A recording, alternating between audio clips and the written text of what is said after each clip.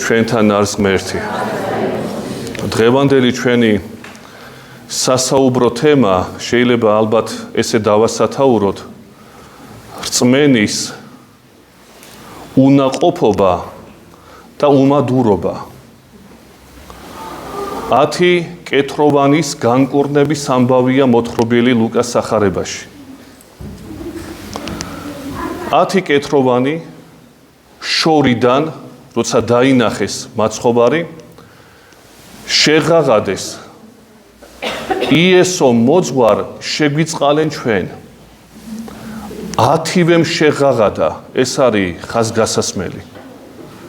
ერთმა სთხოვა და დანარჩენები განიკურნენ, ესე კი არა.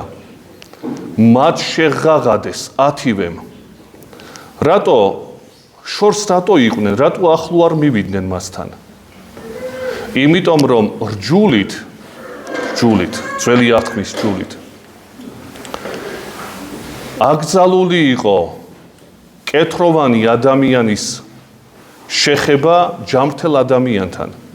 ეს არა მხოლოდ რაღაც ჰიგიენის საკითხი იყო, არამედ რელიგიური საკითხის იყო. და ამიტომაც იციან ამ კეთროვანება ზოგადად რო ვთქვათ, საშინელი დაავადება იყო იმ პერიოდისა. ეს იყო გადამდები და ამიტომაც ადამიანები ცხოვრობდნენ ცალკე დასახლება იყო ამ კეთროვანების. და მაცხოვარი ეუბნება: წადით და უჩვენენით თავნი თქვენი მღდელთა. რატომ მღდლებს? იმიტომ რომ ძველ აღთქმაში, როგორც მოგახსენეთ, ეს იყო არა მხოლოდ ჰიგიენის საკითხი, არამედ იყო ამავე დროს რელიგიური საკითხიც იყო. და დადგენა კეთროვანების ან განკურნება მისგან იყო მღვდლის საქმე. ექიმისა კი არა, მღვდლის საქმე იყო. და ამიტომ მაცხოვარი არ უარყოფს ამ რჯულს. და ეუბნება: წადით და უჩვენენით თავნი თქვენი მღდელთა. თუ მღდელი იყო და შესაბამისი ნიშნები იყო იქ გამოცნობისა, რომ ეს ადამიანი ჯანმრთელია, მაშინ ბრუნდებოდა ეს ყოფილი კეთროვანი თავის სახლში. თუ არ განიკურნებოდა და ჯერ კიდევ სიმპტომები ჰქონდა დაავადებისა, ბრუნდებოდა კვლავ თავის სოფელში, დასახლებაში. ამიტომაც მაცხოვარი გზავნის მათ და ეუბნება: წადით უჩვენეთ თქვენი თავი მღვდელთა. და როდესაც მიდიან ესენი, იგრძნობენ რომ განიკურნენ. ანუ ის ტკივილები, ის ლპებოდა მათი სხეული ცოცხლად, როგორც დაახლოებით მიცვალებულის სხეული, აი ესეთი სიმყრალე რო გქონდეს, მაგრამ ცოცხალი იყოს ადამიანი. აი ეს საშინელი დაავადება იყო იმ პერიოდის. და ამათ იგრძნეს რომ განიკურნენ. და ერთის გულმა ვერ გაძლო. და კი არ გააგზელა გზა, არამედ მივიდა ისევ მაცხოვართან. ჩაუვარდა ფეხებში და მადლობდა ღმერთს. და მაცხოვარს გაუკვირდა, კითხვის ნიშანს სვამს აქ, რომ ნუ თუ 10-ნივი არ განიკურნესა, 9-ნი იგი სად არიან? ეკითხება. და მხოლოდ უცხო თესლი ესე სამარიტელი, ეს კაცი, ვინც იგრძნო, რომ აუცილებლად ღმერთს მადლობა უნდა შეწიროს, იყო უცხო ტომელი, სამარიტელი, ნახევრად ებრაელი, ნახევრად წარმართი, ამაზე ჩვენ გქონდა ადრე საუბარი. ვინ იყვნენ ესენი? ეს ბრუნდება და შეუვარდება მაცხოვარს ფეხებში და მადლობს ღმერთს. და დანასკვის სიტყვები მაცხოვრისა: სარწმუნოება მან შენმან გაცხოვნა შენ. რა სიტყვებია ეს? რა იმათ ვერ აცხოვნა სარწმუნოებამ?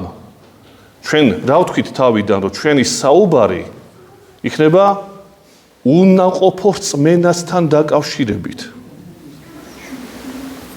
ის 9 ადამიანი უნაყოფო რწმენით გამოირჩეოდა, არა მაცხოვნებელი რწმენით. და ხაზი რატო გაუსვით თავიდან, რომ 10-ვე მსთხოვა განკურდება მაცხოვარს. ამ სამარიტელმა კი არა მხოლოდ 10-ვე მსთხოვა. და ისინი როგორ სთხოვდნენ, აი როგორ ჩვენ ხშირად. ღმერთო, მომეცი ჯანმრთელობა. მე შენ როგორც ასეთი არ მინდიხარ საერთოდ. მაგრამ მე რწმენა მაქვს იმისა, რომ რაც მე მინდა, იმას მაჩუქებ და მომცემ. თორე შენ საერთოდ არ მაინტერესებ მე. და ღმერთმა მისცა ის საჩუქარი. მაგრამ ეს რწმენა, ის თხოვნა თავიდან, რომელიც ჰქონდათ ამაც, საცხოვრებელი არ იყო მათთვის, ერთის გარდა. აი საცხოვრებელი გახდა ამ ბოლო ადამიანისათვის, სამარიტელისათვის. მან ვერ მოითმინა და მადლიერება შეწირა ღმერთს. ადრე ვთქვი ჩვენ, რომ უმადურობა არის დასაბამი ყველა უბედურებისა. როდესაც ადამიანს ავიწყდება რა ჩადო მასში სხვამ, ამ შემთხვევაში ღმერთი პირველ რიგში, მშობელმა, მეზობელმა, ნათესავმა, ახლობელმა, თანამშრომელმა და ასე შემდეგ. ეს ჩემია, ჩემი დამსახურებაა. იფიქრეს ამ 10-მა, 9-მ უпроსწორად. ყოფილმა კეთროვანმა. აი წარმოიდგინეთ, როგორ სიმძიმილში იყვნენ, ლპებოდნენ ცოცხლად და ხშირად ვერ იკურდებოდნენ ხოლმე. ეს არ არის გადასხმა გაუკეთოს კაცმა და ყველაფერი გაგივა. ეს ესეთი დაავადება არ იყო. ზოგს იშვიათად ხდებოდა ხოლმე, რომ იკურნებოდა, მაგრამ ეს იშვიათი მოვლენა იყო. დანარჩენები ლპებოდნენ ცოცხლად. და ერთმანეთს მარხავდნენ მე იმ დაწესებულს, სადაც ცხოვრობდნენ იმ დასახლებაში, არავინ არ ეკარებოდა, ბუნებრივია. გადამდები იყო ეს. და ასეთი მძიმე მდგომარეობა აქვს ადამიანს. და იმის ნაცვლად, რომ მივიდეს კვლავ მაცხოვართან და მადლობა შეწიროს. ისინი მღვდლებთან კი არ წავიდნენ სინამდვილეში. იგრძნეს, რომ განიკურნენ და დაბრუნდნენ თავიანთ სახლებში. თავიანთ ცხოვრებას დაუბრუნდნენ ისინი. ვითომც ასეც უნდა ყოფილიყო. მაგრამ ეს სამარიტელი როგორი გულის აღმოჩნდა, რომ არა მხოლოდ განიკურდა ხორციელად, როგორც ისინი, არამედ სულითაც განიკურნა იგი. აი მხოლოდ ამ სარწმუნოებამ გამოიღო ნაყოფი. იმ 9 კაცის სარწმუნოება არ იყო, უნაყოფო იყო, რა გაგებით უნაყოფო. ის კი მიიღეს რაც უნდოდათ, განიკურნენ ხორციელად. მაგრამ ყველა მათგანი წარწმენდაშია. მაცხოვარს არ უთქვამს მათთვის, რომ სარწმუნოება მან შენ მან გაცხომნა შენ. ფიზიკურად განიკურნე, მაგრამ სული ისევ ბნელი გაქვს. რატო? იმიტომ რომ მადლობა არ შეწირე შენ ღმერთს. და მაცხოვარს უყვირს ეს, ამიტომ სვამს კითხვის ნიშნით. ნუ თუ 10-ნივი არ განიკურნესა, 9-ნი იგი სად არიან? უყვირს არაბუნებრივია ადამიანისთვის. რომ რაც შენ მიიღე, ამის გამო მადლობა არ გადაიხადო, არაბუნებრივია. და ამიტომ უყვირს მაცხოვარს და ეკითხება. და ამის სულიც გამოჯამრთელდა. აი მაგალითად ესეთი ყოფითი მაგალითი რომ მოვიტანოთ. აი თუ დაკვირვებულები ხართ, ადამიანს, რომელსაც მეორე ახარებს, მეორე ადამიანი ახარებს და უყვარს და ეტრფის იმ მეორეს. რითი ხასიათდება ეს? ტრფობა და სიხარული. აი მე რო ვიღაცა მიხარია დაუშვათ და ვეტრფი მას. ეს ჩემი პედაგოგი იქნება, ჩემი ახლობელი მეგობარი. ოჯახის წევრი. რითი ხასიათდება აი ეს ტრფობა და სიხარული რომ აქვს მისი, რომ მიხარია ის რო არის და ასეთი როა. აუცილებლად მე მას ვაქებ. აუცილებლად ამაში ვლინდება. აი ჩვენ შვილს, ჩვენი შვილები რო გვიყვარს, უმეტეს შემთხვევაში რო გვიხარია რო არიან, იმათ ვაქებთ ჩვენ. ეს ფსიქოლოგიური მომენტია, ეს გადაბმული საკითხია.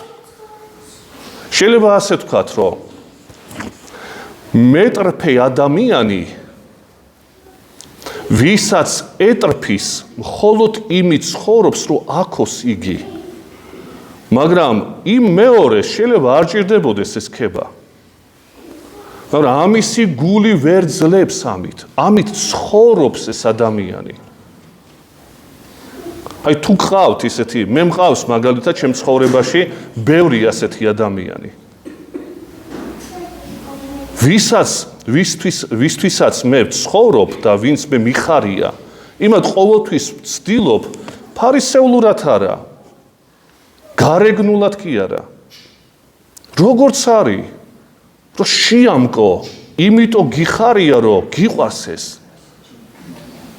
და ეფერები, რომ გამოხატო შენი დიდი სიყვარული მისდამი.